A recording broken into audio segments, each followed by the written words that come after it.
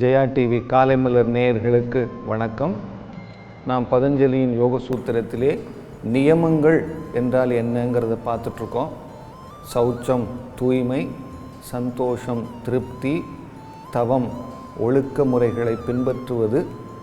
வள்ளுவர் கூட தவத்தை பற்றி சொல்லும் பொழுது, தவம் செய்வார் தம் கருமம் செய்வார், மற்றவர் அவம் செய்வார் அல்லருள்பட்டு என்று கூறுவார். தன்னுடைய காரியத்தை சரியான முறையில் ஒழுக்கமாக செய்தாலே அது தவம்தான் என்று கூறுவார். அதாவது எதிர்மறையான இரண்டு இணைகளை சகித்து கொள்வது தவம் என்று வியாசர் தன்னுடைய வியாக்கியானத்திலே கூறுவார். தவம் என்பதற்கு ஆங்கிலத்தில் இந்த என்டியூரன்ஸ் என்று கூறுவார்கள். எது வந்தாலும் அதை தாங்கிக் கொண்டு அதை செய்து முடிக்கக்கூடிய உடல் மன திட்பம்தான் தவம் என்றும் கூறலாம். அடுத்தது சுவாத்தியாயம். சுவாத்தியாயம் என்றால் நான் யார், என்னை பற்றிய அறிவு எனக்கு வேண்டும் என்று நான் அதை பற்றிய நினைப்பது. மனதை உள்முகமாக திருப்பி நான் யார், எதற்காக இந்த உலகத்தில் இருக்கிறேன், என்னுடைய உலகத்துக்கு வந்தனுடைய பொருள் என்ன, பர்பஸ் என்ற அந்த மாதிரியான நினைப்பை தூண்டுவதுதான் சுவாத்தியாயம் என்று சொல்வார்கள்.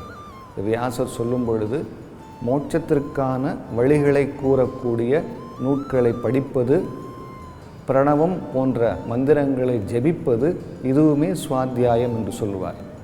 எங்களுடைய ஆச்சாரியார் கூறுவார், வேத அத்தியனம் செய்வதுமே சுவாத்தியாயத்தில் தான் வரும்.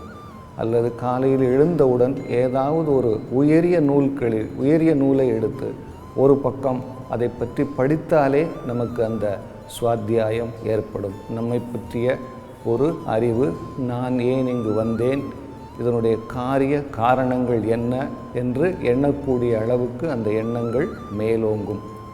நாம் இன்று சதுஷ்பாத பீடம் என்ற ஆசனம் எப்படி செய்வது, அதனுடைய பலன்கள் என்ன என்பதை பார்க்க போகிறோம். இன்றைக்கி நம்ம கோதா பீட்டம் எப்படி பண்ணுறது அப்படிங்கிறத பார்க்க போகிறோம். இந்த ஆசனத்தை தமிழில் பல்லியை போன்ற நிலை அப்படின்னு சொல்லுவாங்க, அதாவது லிசர்ட் பாஸ்சர் அப்படின்னு சொல்லுவாங்க. அது எப்படி பண்ணுறதுங்கிறத பார்க்க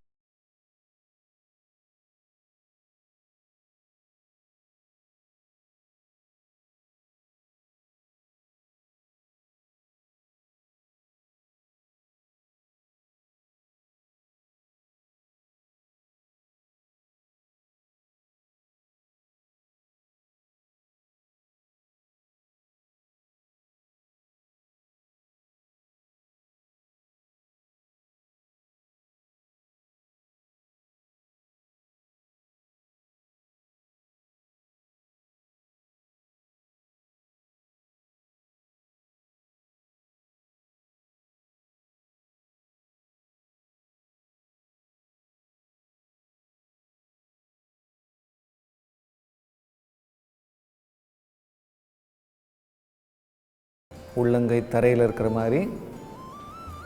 இப்போ மூச்சு உள்ளே எடுத்துக்கிட்டே மெதுவாக உடலை மேலே தூக்குங்க.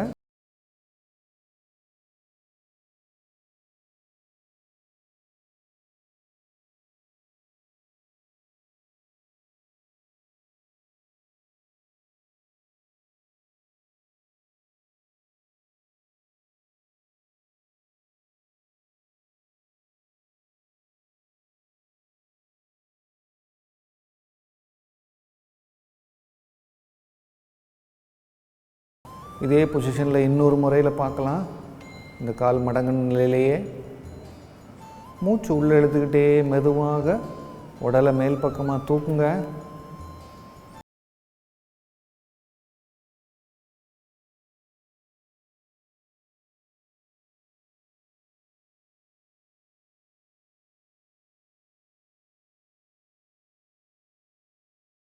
வெளியே விட்டுக்கிட்டே மெதுவாக உடலையும் தலையும் கீழே கொண்டு வாங்க.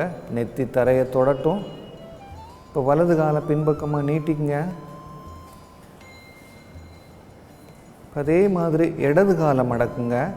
இடது பாதத்தை அந்த இடுப்பு பகுதி பக்கத்தில் வைங்க. பாதம் வெளிப்புறமாக இருக்கட்டும்.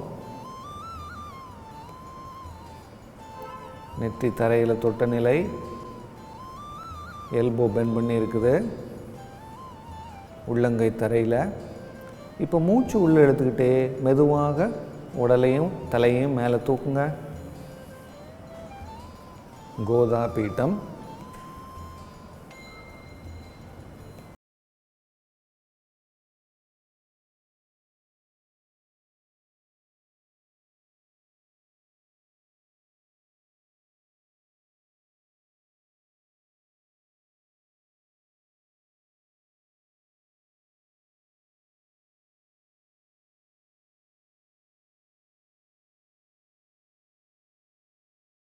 உள்ள எடுத்துக்கிட்டே மெதுவாக உடலை மேலே தூக்குங்க.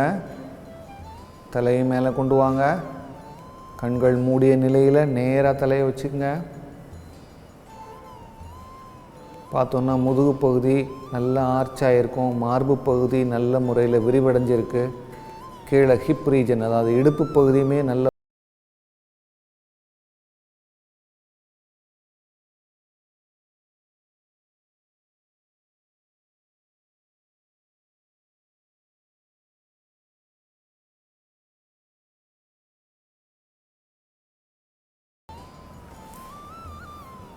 கைகள் ரெண்டையும் பின்பக்கமாக கொண்டு போயிடுங்க. உள்ளங்கை கூரையை பார்த்த மாதிரி இருக்கட்டும், மேல் நோக்கி நிலையில், பாதம் வெளிப்புறத்தில். இப்போ இதே ஆசனத்தை இன்னொரு மாடிஃபிகேஷன், அதாவது கால்களை மடக்கும் பொழுது அந்த உடல் குதிகாலில் உட்கார்ற மாதிரி, இது கொஞ்சம் அட்வான்ஸான முறை. அதை எப்படி பண்ணுறது அப்படிங்கிறத பார்க்க போகிறோம். இடது காலை மடக்கிங்க. இடது குதிகாலை இடுப்புக்கு கீழே வச்சுக்கோங்க.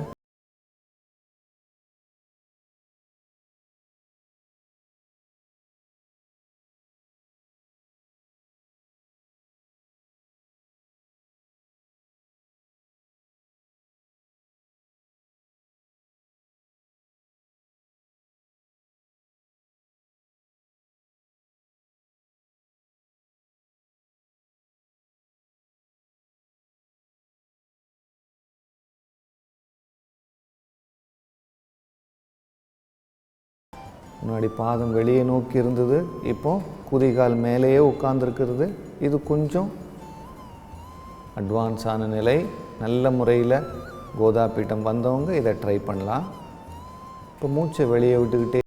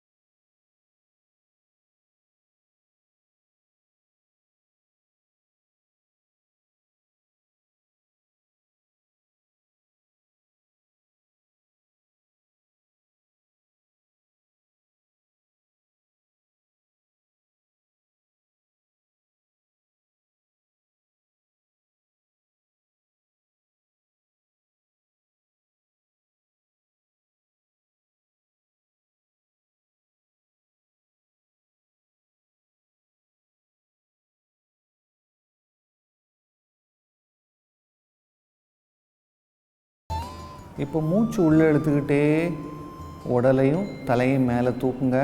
அப்படியே ரெண்டு கைகளையுமே மேலே கொண்டு போயிடுங்க. இப்போ மூச்சை வெளியே விட்டுக்கிட்டே கைகள் ரெண்டையும் கீழே கொண்டு வந்துடுங்க. உடலையும் தலையும் கீழே கொண்டு வாங்க. நெத்தி தரையை தொடட்டும். இன்னொரு முறை பார்க்கலாம். மூச்சு உள்ளே இழுத்துக்கிட்டே மெதுவாக உடலையும் தலையும் மேலே தூக்குங்க. கைகளையும் மேலே கொண்டு போயிடுங்க.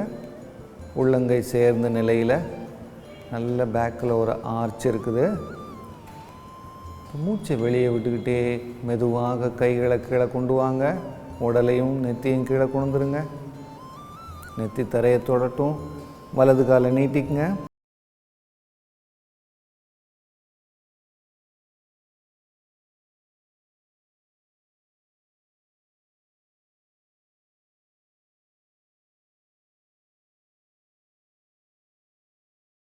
உள்ளே எடுத்துக்கிட்டே மெதுவாக உடலையும் தலையும் மேலே தூக்குங்க. கைகளையும் முன்பக்கமாக மேலே கொண்டு வந்துடுங்க. கைகளை சேர்த்துக்குங்க.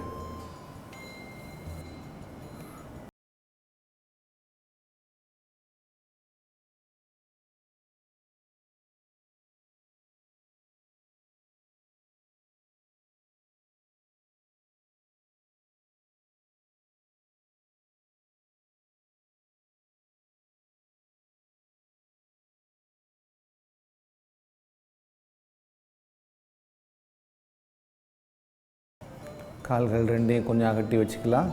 ரிலாக்ஸாக கைகளையும் ஓப்பன் பண்ணி வச்சுக்கோங்க. நம்ம இன்றைக்கி கோதா பீட்டம் எப்படி பண்ணுறது அப்படிங்கிறத பார்த்தோம். அதாவது படுத்த நிலையிலிருந்து உடலையும் தலையும் மேலே எப்படி தூக்குறது அப்படிங்கிறது. இது பண்ணும் பொழுது முதுகுத்தண்டு நல்ல முறையில் பின்பக்கமாக வளைக்கப்படுகிறது. இடுப்பு பகுதி நல்ல முறையில் விரிவடைகிறது. ஏன்னா ஒரு காலை இடுப்பு பகுதியில் மடக்கி வச்சுருக்கிறோம். அதனால் முட்டி வலுப்பெறுகிறது. அதனுடைய ஃப்ளெக்சிபிலிட்டி நல்ல முறையில் இருக்கும். முதுகுத்தண்டு அந்த ஆர்ச் இருக்கனால அந்த பகுதிக்கு செல்லக்கூடிய இரத்த ஓட்டம் சீராகிறது. அங்கே இருக்கும் நரம்பு மண்டலங்களின் வேலைகளும் தூண்டப்படுகின்றன. மார்பு பகுதி விரிவடைவதால் மூச்சு வாங்கிவிடக்கூடிய திறன் அதிகரிக்கிறது. அந்த பின்பக்கமாக ஒரு கால் நீட்டி அந்த ஆர்ச் இருக்கும் பொழுது முதுகுத்தண்டிலிருந்து இடுப்பு பகுதி வரைக்குமே நல்ல முறையில் ஒரு இழுவை கிடைக்கிறது. முதுகுத்தண்டுக்கு மார்பு பகுதி விரிவடைகிறது. தோள்பட்டை, கைகள், இடுப்பு, கால்கள், முட்டி எல்லாவற்றுக்குமே ஒரு ஃப்ளெக்சிபிலிட்டி, அந்த இடங்களுக்கு ஸ்ட்ரென்த்து எல்லாமே கிடைக்கிறது. ரெண்டு கால்களையும் மாறி மாறி செய்யும் பொழுது இடுப்பு பகுதியில் இருக்கக்கூடிய அந்த வேண்டாத சதைகளுமே நீங்கப்படும். நாம் இன்னும் சில ஆசனங்களுடன் அடுத்த நிகழ்ச்சியில் சந்திக்கலாம்.